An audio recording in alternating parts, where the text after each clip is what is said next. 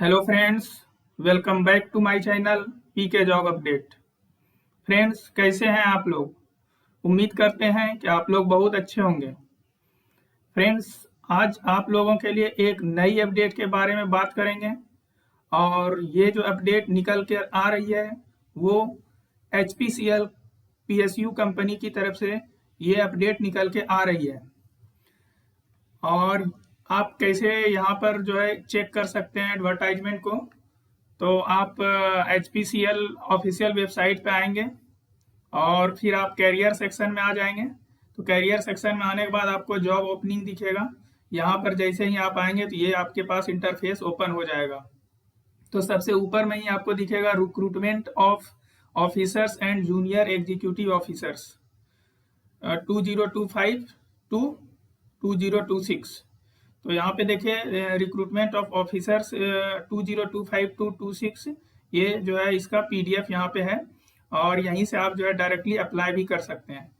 तो फ्रेंड्स, बहुत ही अच्छी वैकेंसी यहाँ पे निकाली गई है। टोटल 350 प्लस वैकेंसी निकाली गई है और डिफरेंट डिफरेंट पोजीशंस के लिए यहाँ पे वैकेंसी निकाली गई है।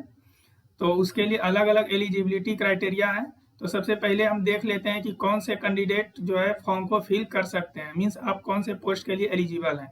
तो ये PDF यहाँ से डाउनलोड करते हैं और इसके बाद देखते हैं सारे इंपॉर्टेंट पॉइंट्स को। तो चलिए फ्रेंड्स, हम ये PDF को डाउनलोड कर लेते हैं और देखते हैं सारे इंपॉर्टेंट पॉइंट्स को। तो ये हमने PDF को डाउनलोड कर दिया और चूंकि इसमें टोटल जो है 65 पेज का PDF है, तो हमने क्या किया है कि सारे इंपॉर्टेंट पॉइंट्स को हाईलाइट कर दिया है और जो इसमें इंपॉर्टेंट पॉइंट है हम सिर्फ उसी की चर्चा करेंगे। बाकी यदि आपको ये PDF चाहिए तो आप हमारे टेलीग्राम चैनल को ज्वाइन करके वहां से ये PDF को पढ़ सकते हैं। तो ये जो PSU है वो पॉपुलर PSU है और महारत्ना कंपनी है। तो HPCL means Hindustan petroleum corporation limited.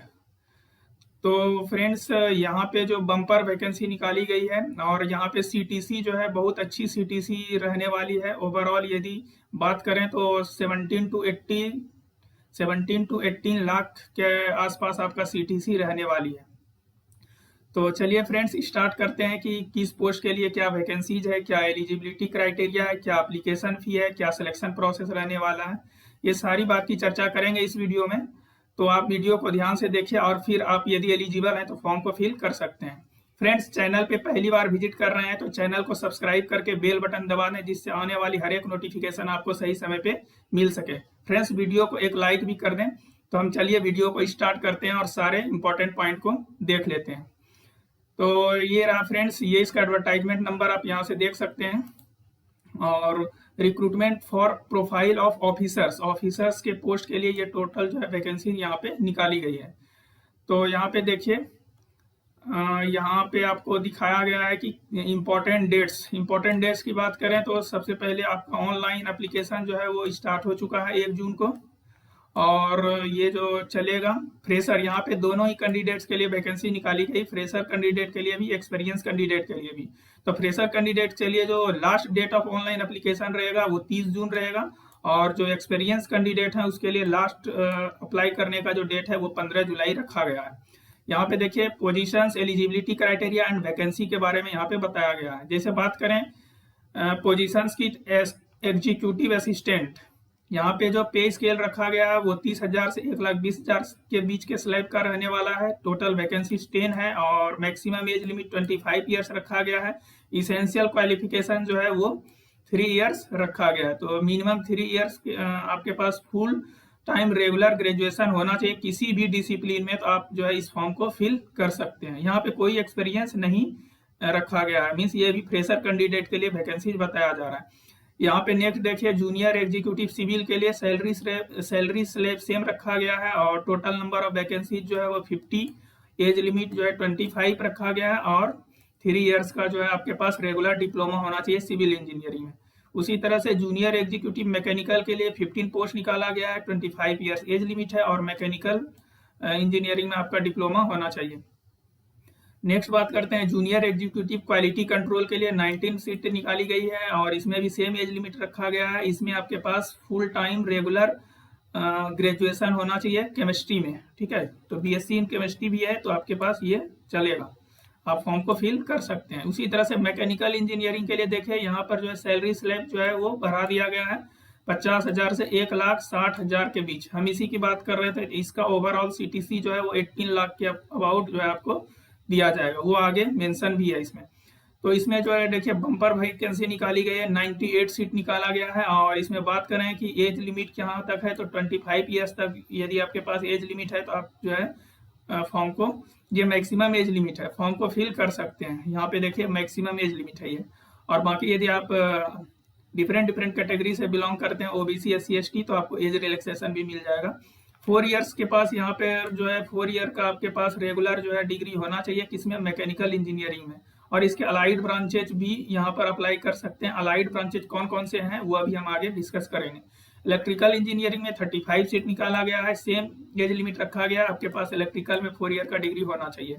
Civil में 16 पोस्ट निकाला गया है और सिविल में आपको 4 ईयर्स का डिग्री होना चाहिए। केमिकल इंजीनियरिंग में 26 पोस्ट और जो है केमिकल में आपके पास 4 ईयर का रेगुलर डिग्री होना चाहिए। अकाउंटेंट में देखिए 24 जो है पोस्ट निकाला गया है और एज लिमिट इसमें 27 रखा गया है। बाकी सब में देखिए 25 था, यहाँ पे 27 रखा गया है। और यहाँ पे जो है इसका देखिए क्वालिफिकेशन क्या है वो यहाँ पे बताया गया है। मिनिमम जो है 3 year full time regular graduation होना चाहिए किसी भी डिसिप्लिन में, और ये वाला सर्टिफिकेट भी, ये वाला भी चाहिए आपको ऊपर जो लिखा हुआ है।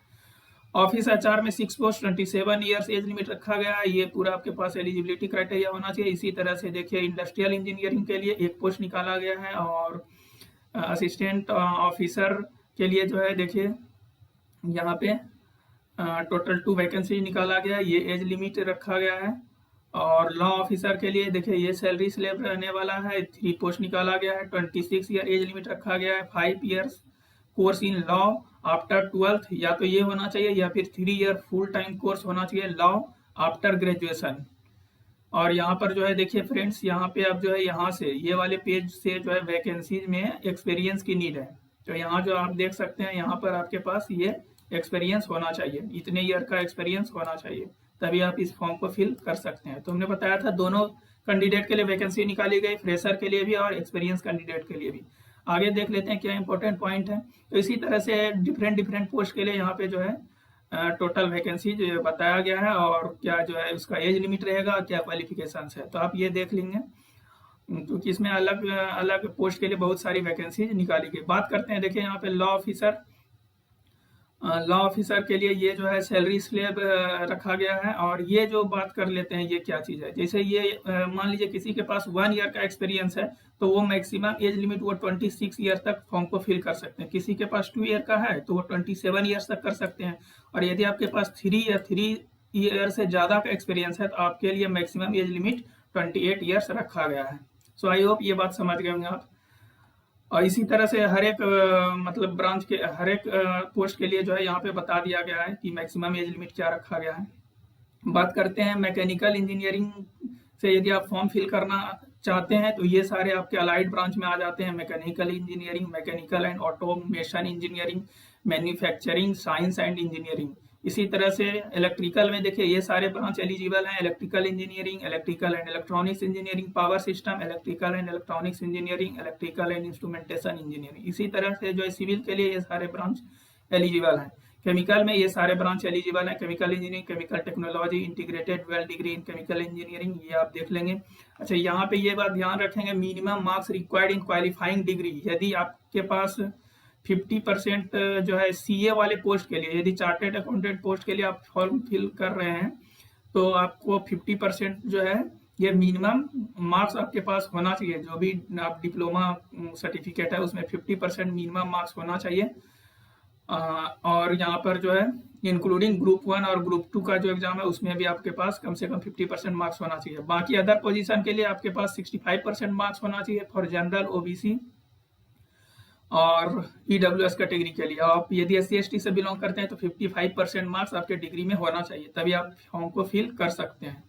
आगे देखिए, आगे बात करते हैं कि जॉब प्रोफाइल के बारे में, आपका क्या जो है जॉब प्रोफाइल रहने वाला है। तो जैसे बात करते हैं एग्जीक्यूटिव असिस्टेंट के लिए, तो यहाँ पर ये देखिए क्या क्या इंपॉर्टेंट जो आपका जॉब रहने वाला है। Conduct research and gather information to support decision making exceptional organisational and time management skill, तो ये सारा आपका जॉब प्रोफाइल रखा गया। तो डिफरेंट डिफरेंट पोस्ट के लिए अलग अलग जॉब प्रोफाइल जो है यहाँ पे बताया गया है, तो वो आप देख लेंगे। आगे देखते हैं क्या इंपॉर्टेंट पॉइंट है। यहाँ पे वर्क एक्सपीरियंस रिक्वायर्ड, जो जिस भी पोस्ट के लिए वर्क एक्सपीरियंस चाहिए था उसके लिए जो है यहाँ पे बताया गया है कि किस किस उसमें आपको जो है वर्क एक्सपीरियंस होना चाहिए। तो यहाँ पे जैसे बात करें कि पोजीशन असिस्टेंट ऑफिसर के लिए, तो वर्क एक्सपीरियंस मिनिमम 3 या 6 years of experience in official language implementation role. तो यहाँ पर आपको इस फील्ड में यदि एक्सपीरियंस है तो आप इस फॉर्म के लिए जो है एलिजिबल हैं, फॉर्म को फिल कर सकते हैं। और यहाँ पे देखिए work experience will be counted post completion of qualifying degree only, है ना। तो जब आपका डिग्री कंप्लीट हो जा रहा है उसके बाद आपका काउंट किया जाएगा कि आप कितने साल तक वर्क किए हैं, कितने साल का आपके पास वर्क एक्सपीरियंस है।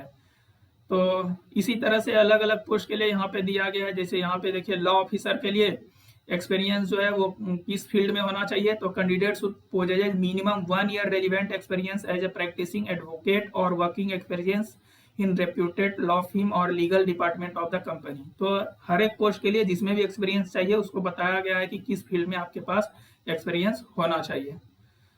तो फ्रेंड्स समझ गए होंगे यहाँ तक आप। अब आगे बढ़ते हैं और आगे क्या इंपॉर्टेंट पॉइंट है वो देख लेते हैं। यहाँ पे बात करते हैं सिलेक्शन प्रोसेस की। तो सिलेक्शन प्रोसेस की बात करते हैं। यहाँ पे बताया गया short listing and selection process. तो यहाँ पे सिलेक्शन प्रोसेस मेनली 3 स्टेप्स में होगा। सीबीटी होगा और इसके बाद फिर ग्रुप टास्क होगा और इसके बाद इंटरव्यू रहने वाला है। और कुछ अलग अलग स्किल्स टेस्ट भी कराए जाएंगे अलग अलग पोस्ट के लिए। तो यहाँ पर वही लिखा हुआ है सारा कि various short listing selection tool like CBT, written test, net score, typing test, group task, और ये सारा जो है कंडक्ट कराया जाएगा, कुछ स्किल टेस्ट और फाइनली पर्सनल इंटरव्यू। तो मेनली 3 स्टेप्स में आपका सिलेक्शन प्रोसेस रहने वाला है, सीबीटी, फिर ग्रुप टास्क और इंटरव्यू। तो यहाँ पे फिर से वही बताया गया है। यहाँ पे बताया गया है जनरल एप्टीट्यूड में क्या क्या पूछा जाएगा। General aptitude consisting of English language, quantitative aptitude और intellectual potential test, logical reasoning and data interpretation. Technical knowledge जिस भी ब्रांच से आप फिल कर रहे हैं तो उसके बारे में आपसे पूछा जाएगा, जो भी आपका एजुकेशनल बैकग्राउंड रहा है टेक्निकल में। और यहाँ पे बताया गया है कि जो है सीबीटी के बेस पे शॉर्ट लिस्टिंग किया जाएगा और उसके रेशियो में जो है जो भी नंबर ऑफ वैकेंसीज है उसके रेशियो में आपको कॉल किया जाएगा आगे के फर्दर प्रोसेस के लिए। Candidate must secure minimum qualifying marks in each of the application selection process stage. तो मिनिमम क्वालिफाइंग मार्क्स आपको जो है सिक्योर करना होगा जो भी सिलेक्शन प्रोसेस का स्टेप है उस सभी में। सीबीटी, ग्रुप टास्क और पर्सनल इंटरव्यू, ये मेनली 3 स्टेप्स में जो है आपको मिनिमम क्वालिफाइंग मार्क्स लाना होगा, तभी आप आगे के सिलेक्शन प्रोसेस में कंसीडर किए जाएंगे। यहाँ पे देखिए अपलोड ऑन आवर वेबसाइट, तो जो है यहाँ पे बताया गया है कि जो भी आप शॉर्ट लिस्टिंग वगैरह का प्रोसेस रहेगा, सिलेक्शन वगैरह का प्रोसेस रहेगा, वो सारा जो है वेबसाइट पे अपलोड किया जाएगा। तो ये देखिए फ्रेंड्स, यहाँ पे जिसका सैलरी स्लैब इसके बीच रखा गया है उसके लिए देखिए CTC, cost to company means overall यदि 1 ईयर में आपको कितना सैलरी मिलेगा, तो देखिए 14 लाख प्लस सैलरी मिलने वाला है। और यदि सैलरी स्लैब 50,000 से 160 की बात करें तो 18 लाख के आसपास सैलरी मिलेगा आपको। अब आगे देखते हैं, और ये सारा अलग अलग के लिए बताया गया है यहाँ पे कि क्या रहने वाला है। यहाँ पे देखिए फ्रेंड्स, रिजर्वेशन की बात करते हैं। रिजर्वेशन जो है किन किन कैंडिडेट को मिलेगा तो उसके बारे में यहाँ पे बताया गया है। So maximum age limit is relaxed 5 year SC/ST के लिए, 3 ईयर OBC कैटेगरी के लिए और 10 ईयर PWBD UR कैटेगरी के लिए, और 13 ईयर PWBD यदि आप OBC NCL से बिलोंग करते हैं, और 15 ईयर जो है PWBD कैटेगरी के लिए यदि आप SC/ST कैंडिडेट हैं। तो समझ गए होंगे आप, एज रिलैक्सेशन इस हिसाब से मिलने वाला है। तो आप काउंट कर लेंगे, यदि आप एलिजिबल है तो फॉर्म को फिल करिए, क्योंकि ये बेस्ट अपॉर्चुनिटी है और शानदार सैलरी है। तो अपॉर्चुनिटी को आप ग्रैब करिए यदि आप एलिजिबल है। तो यहाँ पे बताया गया पोजीशन, किस पोजीशन के लिए जो है कौन से एलिजिबिलिटी को कंसिडर किया गया है। अब आगे देखते हैं क्या इंपॉर्टेंट पॉइंट है। एप्लीकेशन फी एप्लीकेशन जो है वो स्टार्ट हो जाएगा 1 जून 2025 से, मतलब हो गया स्टार्ट, और 30 जून 2025 तक चलेगा फ्रेशर कैंडिडेट के लिए। और यदि आप एक्सपीरियंस कैंडिडेट है तो लास्ट डेट जो आपका ऑनलाइन अप्लाई करने का है वो 15 जुलाई 2025 रखा गया है। और बात करते हैं कि एप्लीकेशन फ़ी कितना है। तो देखिए, non refundable amount of 1180 rupees, 1180 रुपया जो है ये आपका एप्लीकेशन फ़ी रखा गया है UR OBC और EWS कैटेगरी के लिए। और बाकी यदि आप अदर कैटेगरी से बिलोंग करते हैं SC ST PWBD तो आपको जो है एप्लीकेशन फ़ी नहीं लिया जाएगा। सो फ्रेंड्स, ये अमाउंट जो एप्लीकेशन फ़ी का है वो क्या लग रहा है आपको कि बहुत ज़्यादा है क्या है, तो आप इतना अमाउंट जो है एप्लीकेशन फ़ी एक स्टूडेंट के लिए थोड़ा मुश्किल होता है, क्योंकि स्टूडेंट को कई सारे फॉर्म भी फिल करना पड़ता है। तो आप कमेंट सेक्शन में कमेंट करके बताइए कि इतना एप्लीकेशन फ़ी लेना ठीक है या नहीं है। पेमेंट मोड की बात करें तो यहाँ पर आप debit card, credit card, UPI और नेट बैंकिंग के माध्यम से पेमेंट कर सकते हैं। और जनरल इंस्ट्रक्शन के बारे में यहाँ पे बताया गया है, फिर से वही लिखा है 30 जून तक अप्लाई कर सकते हैं फ्रेशर कैंडिडेट, और एक्सपीरियंस कैंडिडेट 15 जुलाई 2025 तक जो है फॉर्म को फिल कर सकते हैं। तो ये सारे इंपॉर्टेंट पॉइंट थे और आई होप कि हमने सारा कवर कर लिया। ये आप ऑफिशियल वेबसाइट पे जाके आप फॉर्म को फिल करेंगे। सो फ्रेंड्स, कैसा लगा ये वीडियो, और कमेंट सेक्शन में आप कोई डाउट है तो कमेंट करके पूछ सकते हैं। आई होप आपको सारी जानकारी समझ आ गई होगी। PDF चाहिए तो आप हमारे टेलीग्राम चैनल से PDF को जो है डाउनलोड कर सकते हैं। और कमेंट में बताइएगा फ्रेंड्स यदि आपको कोई भी डाउट है।